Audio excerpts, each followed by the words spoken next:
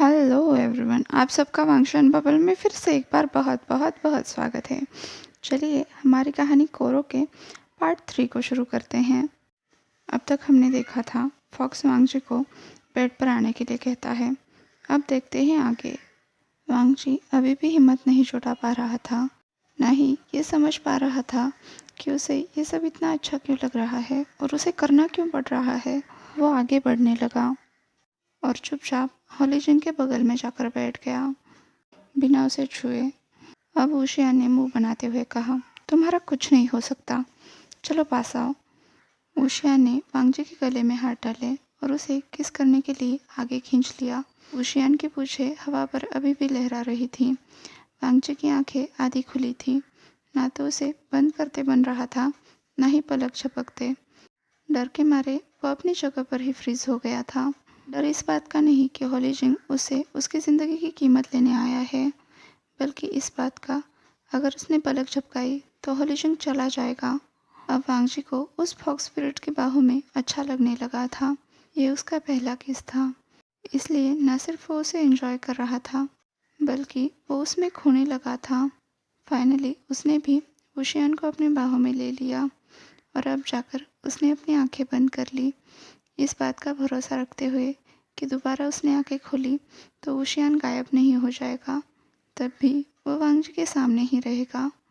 हॉलीजिन ने वांगजी को बेड पर पुश कर दिया। तब वांगजी ने झटके से आंखें खोली। उसने देखा कि ऊशियान उसके ऊपर आ चुका है और उसकी पूंछें इतनी तेज़ लहरा रही थी जैसे वो बहुत एक्साइटेड हो चुकी है। तुम तो काफ़ी तेज़ हो रहे हो नोबल लॉर्ड, ऊशियान ने कहा। वांगजी ने गहरी सांस लेते हुए पूछा, तुम ये क्या कर रहे हो?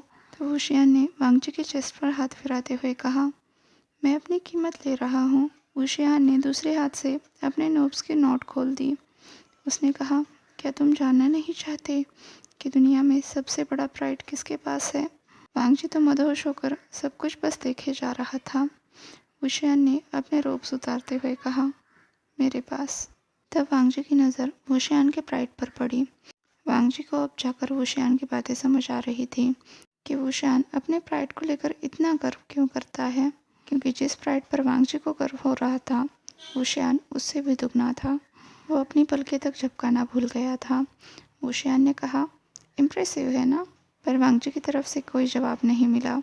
ऊशियान ने कहा, हेलो लन वांगजी। जिस तरह से ऊशियान हिल रहा था, वांगजी की नज़रें बस उसे फॉलो कर रही थी और ये समझ आते ही ऊशियान इस बात के मज़े लेने लगा। ब्लिंक करके वांगजी रियलिटी में वापस आ गया। तभी ऊशियान ने अपने प्राइड से वांगजी के थाइस पर स्लैप किया। वांगजी और उसका प्राइड दोनों भी जंप कर गए। वांगजी को समझ नहीं आ रहा था वो वर्जिन लड़की की तरह इतना शाय क्यों फील कर रहा है, ब्लश क्यों कर रहा है। अब ऊशियान वांगजी को गाइड करने लगा, खुद को प्लेजर देने के लिए। उसे समझाने लगा कि उसे क्या करना है।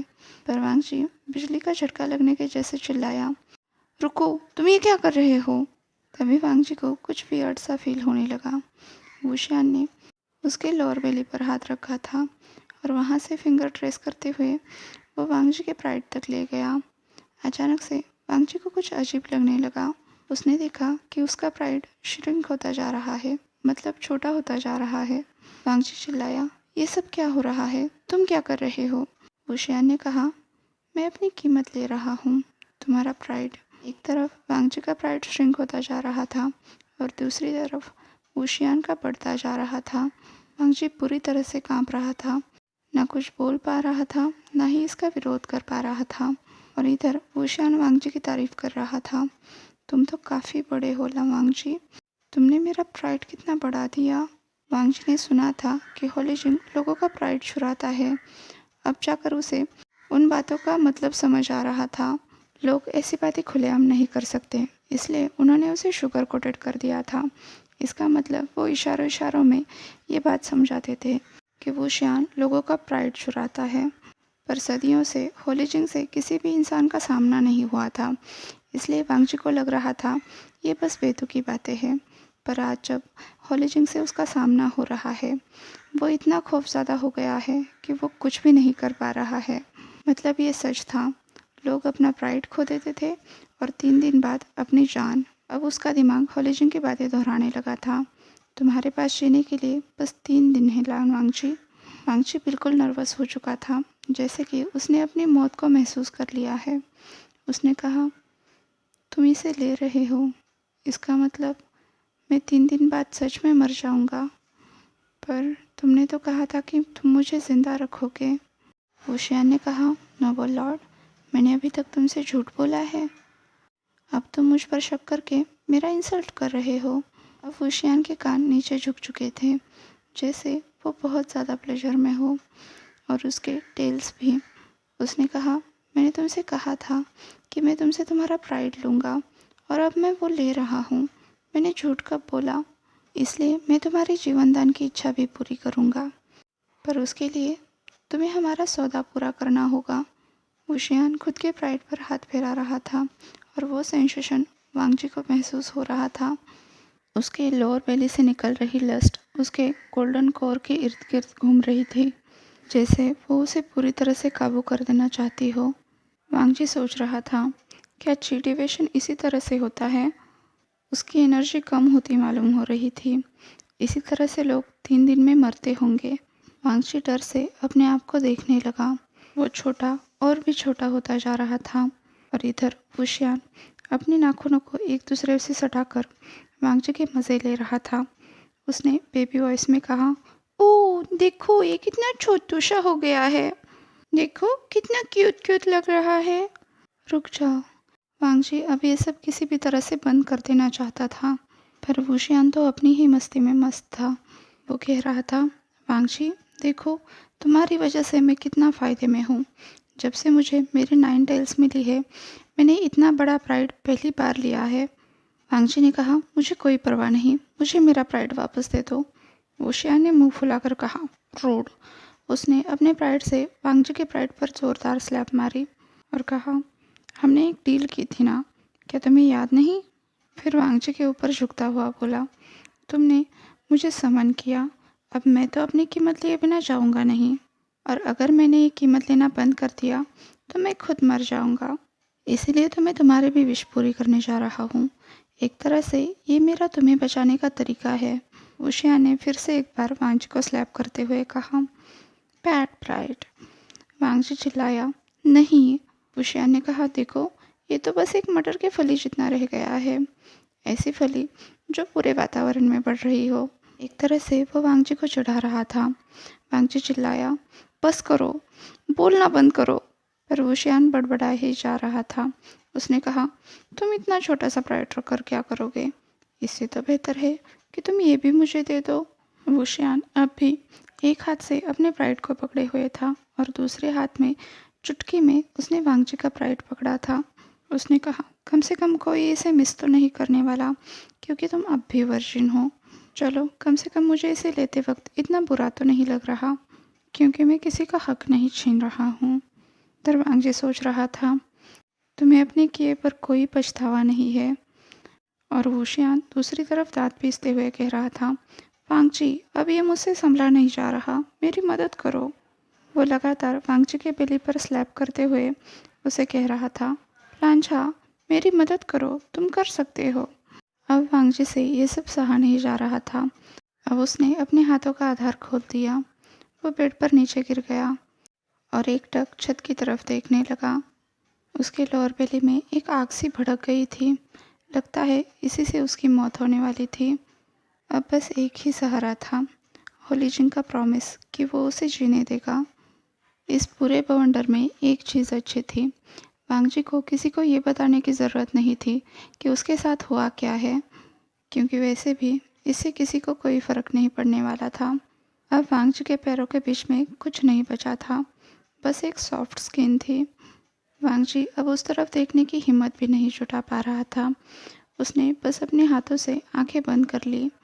वो सोच रहा था, अगर अंकल को पता चल जाएगा कि उसने होलीजन को बुलाया है, उसने खुद को छुआ है, या फिर उसने क्या खोया है, तब वो कितना गुस्सा होंगे। पर क्या वो ये कह सकता है कि ये बस गलती से हुआ है, या फिर वो अपने डिज़ायर्स को रोक ही नहीं पाया? शायद ये उसके कर्मों का फल था। चलो, कम से कम उससे दोबारा तो ऐसी भूल नहीं होगी, क्योंकि छूने के लिए उसके पास कुछ बचा ही नहीं था। कहीं ये श्राप के रूप में एक आशीर्वाद तो नहीं। गुस्सू के लॉर्ड ने अपने लोगों को बचाने के लिए अपने ऊपर एक ह्यूमिलेटिंग कर्ज लिया। ऐसी अफवाहें अब फैलने लगेंगी, शायद लोग उसे चिढ़ाने भी लगेंगे, पर उसे इस बात से कोई फर्क नहीं पड़ रहा था। वो तो बस अपने मेडिटेशन पर ध्यान देगा, अपने कल्टीवेशन पर ध्यान देगा। अब अगर उसके पास कोई सेक्सुअल डिजायर्स बचे ही नहीं है तो वो पूरे मन से कल्टीवेशन तो कर सकता है, पर वो टूट चुका है। वांगजी की गहरी सोच पर वुशियान ने रोक लगा दी। उसके थाइस पर हाथ रखकर उसने कहा, लान वांगजी सबसे खूबसूरत है। वुशियान ने अब नीचे झुककर वांगजी के गालों पर किस किया। उसका प्राइड वांगजी के बेली को पोक कर रहा था। वुशियान वांगजी के दूसरे गाल पर किस करता हुआ बोला, मेरे अब तक देखे हुए सभी इंसानों में सबसे सुंदर लान वांगजी है। वो उसके जॉलाइन पर किस करता हुआ बोला, परफेक्ट, मुझे ज़रा तुम्हें देखने तो दो। वुशियान ने धीरे से वांगजी का हाथ उसके चेहरे के ऊपर से हटाया। वांगजी के चेहरे पर दर्द झलक रहा था, पर वुशियान का चेहरा जगमगा उठा था। वुशियान ने हल्के से अपना हाथ वांगजी के गालों पर फिराया, पर वांगजी को बस उसके नाखून महसूस हुए। वांगजी को अब भी समझ नहीं आ रहा था उसके दिल को तसल्ली क्यों हो रही है ये सुनकर कि होलीजिंग अब भी उसे खूबसूरत समझता है। होलीजिंग ने कहा, तुम्हें प्राइड की ज़रूरत नहीं है, तुम बहुत खूबसूरत हो। मैं अब भी तुमसे प्यार करता हूँ। प्यार? क्या? वांगजी के आगे की बात होलीजिंग के किस में दब गई। इतना सब होने के बावजूद भी वुशियान के डर से वांगजी को अपने पेट में गुदगुदी होने का एहसास हो रहा था। वांगजी की सोच किसी और ही दिशा में दौड़ रही थी। वो सोच रहा था, होलीजिंग मुझसे प्यार करता है, वो मुझे दूर से देखा करता था और मुझे ये तक पता नहीं था कि होलीजिंग एग्जिस्ट भी करता है। वांगजी को अब होलीजिंग के लिए बुरा लगने लगा था, साथ ही उसके बदन पर रोमांच भी उठ रहे थे। ये सोचकर कि कोई ऐसा भी है जो उसे प्यार करता है, उसे दूर से देखा करता है, वो भी ऐसी डेंजरस फॉक्स स्पिरिट जो बहुत ताकतवर है। उसकी एक चुटकी में वो इधर की दुनिया उधर कर सकता है। तभी वुशियान ने किस ब्रेक करते हुए कहा, मैं बहुत खुश हूँ कि लावांगजी जीना चाहता है, क्योंकि मैं उसे मरने नहीं देना चाहता था। वांगजी से पहले मैं खुद को मार देता। नोबल लॉर्ड के बिना ये दुनिया तो खाली खाली लगती। मुझे अपनी दुनिया में ये खूबसूरत, होशियार और जेंटल लांझा चाहिए। वुशियान वांगजी की तारीफ पे तारीफ किए जा रहा था और वांगजी पूरी तरह से शर्मा रहा था। उसका चेहरा लाल हो चुका था। आज तक उसके साथ ऐसा व्यवहार किसी ने नहीं किया था। वांगजी को समझ नहीं आ रहा था उसे क्या जवाब देना चाहिए। वुशियान ने फिर से एक बार किस ब्रेक करते हुए कहा, पर देखो, तुम्हारी बुद्धि की वजह से अब हम दोनों जीने जा रहे हैं। वुशियान फिर से एक बार वांगजी को किस करने लगा। अब वांगजी से ये सब सहा नहीं जा रहा था। उसके बेली में जैसे चक्रवात आ गया था। वो उसके पेट से होते हुए उसके गोल्डन कोर की तरफ निकला था, पूरे स्पीड में। वांगजी चिल्लाया, रुक जाओ, मैं मर रहा हूँ। वुशियान ने कहा, ये तो बहुत खतरनाक है, चलो इसको भी निपटा देते हैं। वुशियान अब भी वांगजी को किस कर रहा था, उसका चेहरा लिख कर रहा था। वांगजी ने पूछा, ये कैसे होगा, तुम कैसे करोगे? पर वुशियान का वांगजी को किस करके मन नहीं भरा था। वो फिर से उस पर टूट पड़ा था और वांगजी के अंदर हीट इतनी बढ़ चुकी थी कि उसे किसी भी तरह से उसे अपने शरीर से बाहर निकालना था। पर कैसे? उसे बाहर निकालने का कोई रास्ता नहीं था और इसी वजह से वांगजी को ऐसा लग रहा था कि वो मरने जा रहा है। अब होलीजिंग के पास पता नहीं कौन सा रास्ता था। उसे तो लग रहा था होलीजिंग उसे 3 दिन के बजाय अभी मार डालेगा। पर वुशियान ने उसे आंखें मिलाते हुए कहा, लावांगजी, अगर तुम चाहते हो कि तुम जिंदा रहो तो तुम्हें मेरे अगले सवाल का जवाब हाँ में देना होगा। वांगजी ने जब वुशियान की फॉक्स आइज देखी, वो उसमें खो गया। उसे लग रहा था वुशियान सच कह रहा है, वो बहुत सीरियस है। वांगजी ने हाँ में सिर हिलाया। लावांगजी, वुशियान ने वांगजी को पुकारा। उसके 9 पूंछें हवा में बहुत तेज़ी से लहरा रही थी। वुशियान ने कहा, क्या तुम मेरी दुल्हन बनोगे? क्या? वांगजी की आवाज़ तक नहीं निकली। तब तक वुशियान ने उसके होठों पर अपनी उंगली रखी थी। वांगजी शांत रह गया और धीरे धीरे वुशियान ने वांगजी के होठों से अपनी नाखून वाली उंगली अलग की। फॉक्स ने आगे कुछ भी नहीं कहा। वांगजी कांपते हुए वुशियान की तरफ देख रहा था, पर उसके पास अब और कोई चारा नहीं था। हाँ, वो बोला, जैसे वो पूछना चाहता हो, क्या तुम यही चाहते हो? पर यह कैसे मुमकिन है? पर इसका अधिकार वांगजी के पास नहीं था। या तो वो ये चुन सकता था या मौत। सीधी सी बात है, वो हॉलीजिंग से शादी कर रहा है। वुशियान मुस्कुराया। उसने कहा, बहुत अच्छे। और अब वो फिर से एक बार वांगजी को किस करने लगा। उसके गालों पर, गले पर किस करते हुए नीचे आते हुए वो बोला, हम कंज्यूमेट करेंगे। आज के लिए बस इतना ही। आपसे कल मिलती हूँ। तब तक के लिए अपना ख्याल रखिए। वीडियो पसंद आया हो तो लाइक, शेयर और कमेंट कर दीजिए। अभी तक चैनल को सब्सक्राइब नहीं किया है तो सब्सक्राइब भी कर दीजिए। और वांगशी एंड बबल में खुश रहिए। Thank you.